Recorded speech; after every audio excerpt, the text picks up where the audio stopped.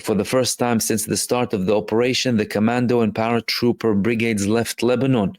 According to Makor Rishon, they said since the ceasefire agreement came into effect 3 weeks ago, Division 98 forces have continued operations in southern Lebanon while maintaining the terms of the understandings between Israel and Lebanon, with the aim of preventing Hezbollah from preparing and removing threats to the state of Israel and its citizens.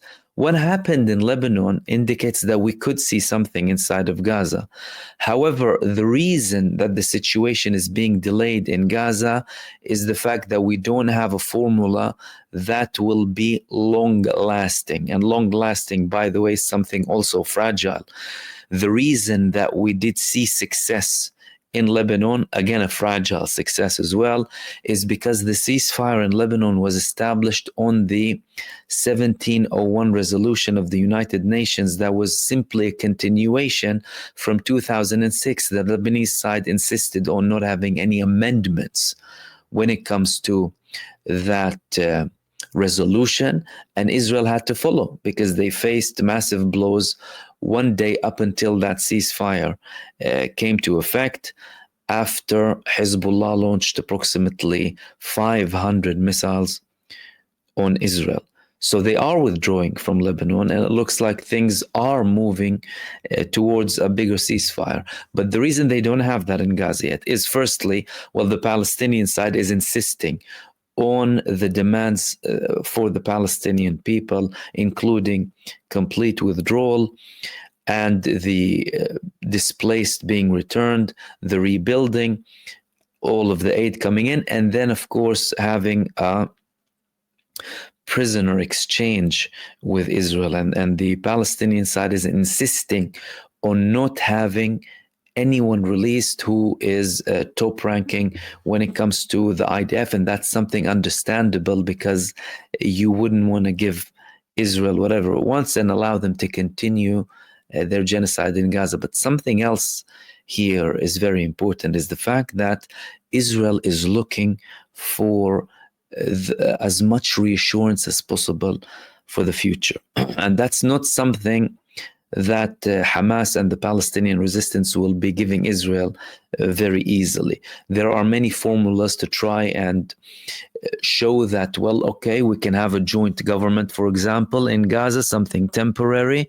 However, the talk about the elimination of Hamas, the talks about the Palestinian resistance giving up its weapons, all of that talk is not something negotiable from the Palestinian side, and that's Israel. That's something that Israel will have to live with. And they have lived with it for a very long time. But again, Benjamin Netanyahu is looking for as much as possible, including the fact that he is still facing pressure internally. Now, there are talks in Israel now that, well, Netanyahu is actually not publishing a lot of the ceasefire details in Gaza simply because he does not want a lot of criticism, and he doesn't want it to fail, because if it does get published, well, he's going to receive immediate scrutiny, and that could hinder the prospect of a ceasefire. That's something that we have seen in the past. Usually when it comes to a ceasefire, you would leave all of the crucial elements up until the end, and that appears to be what Benjamin Netanyahu is doing. But Benjamin Netanyahu isn't really enjoying his position at the moment, and more people inside of Israel are warning now from a civil war. Primarily, the previous Israeli defense minister, Lieberman posted on X saying that did Netanyahu and Yariv Levin, a main ally and a main supporter of the judicial reform. Many people call him in Israel the mastermind of the judicial reform, saying that, well, are they deciding on having a civil war? In his post, he said, it is impossible to fight simultaneously against Iran, the Supreme Court, as in the Israeli Supreme Court, and the Attorney General. We must stop the wars of the Jews and focus on ending the wars on our enemies. Something he missed is the fact that Netanyahu is the biggest killer of Jews nowadays, sending many people as cannon fodder to die for his personal ambitions and killing the Israeli prisoners of war inside of Gaza. He continued the promotion of the evasion law alongside the attempt to take over the Supreme Court and the oust of the Advocate General is pushing Israeli society to the brink of collapse and unprecedented internal conflict. The kidnapped are still in Hamas captivity. War is raging in Syria, in Judea and Samaria. Abbas's rule is on the verge of collapse. The Iranians continue to enrich uranium, and yet this government chooses to ignite a civil war. Netanyahu is sacrificing the country to preserve his coalition. We must stop the madness. And that's not the first time, of course, that people are talking about civil war. Many people in Israel were talking about, well, the end of Israel, the end of Zionism, reaching oblivion if they continue down this path. And even before that, during the days of the judicial reform, well, people were warning from a civil war. Benny Gantz, who is another previous defense minister, warned previously from a civil war back in 2023. It will lead to a civil war when it comes to the judicial reform. Urges masses take the streets, and they took the streets in record numbers. And now again, the momentum is getting its pace back up, with more criticism coming, especially from the Israeli families of the prisoners of war held in Gaza, because Netanyahu is not providing any solutions. Now, what people need to understand here is the following.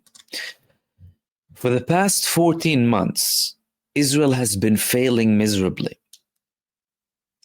14 months of genocide. Israel did not release its prisoners of war, but killed many of them instead.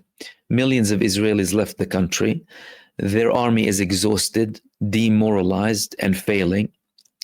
They failed to achieve any of their objectives in Gaza and in Lebanon. And now in Lebanon, we even have a ceasefire, de facto admitting that there still is a Lebanese resistance on the northern border capable of hurting Israel badly.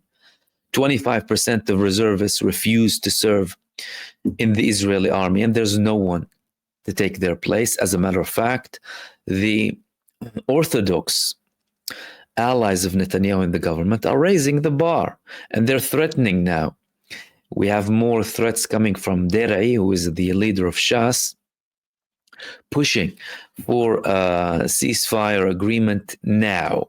Some people are criticizing him in the right, but Netanyahu cannot afford having more pressure from the Orthodox after he is receiving pressure from the religious Zionists inside of Israel.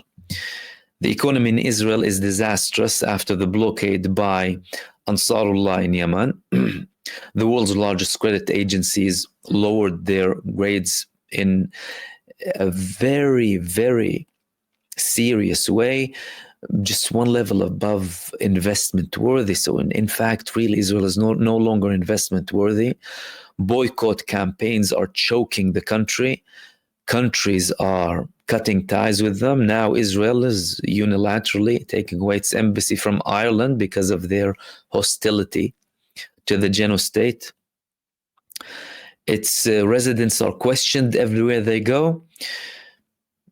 East, West, they are asked, are you a participant of genocide? Did you commit war crimes? The inner society is split. The military is split, and the political level is split as well. They're frowned upon and viewed as a pariah state globally, with genocide cases against them and ICC arrest warrants against their prime minister. And mostly, their big lie about being the safe haven for Jewish people was totally exposed, and no one believes that anymore. Now they're trying to have certain actions to raise the morale of their defeated nations, with limited invasions in Syria, with assassinations against the Lebanese resistance, the assassinations against the Palestinian resistance, to create the illusion that Israel is something that is solid and that is here to stay, which is completely contrary to reality.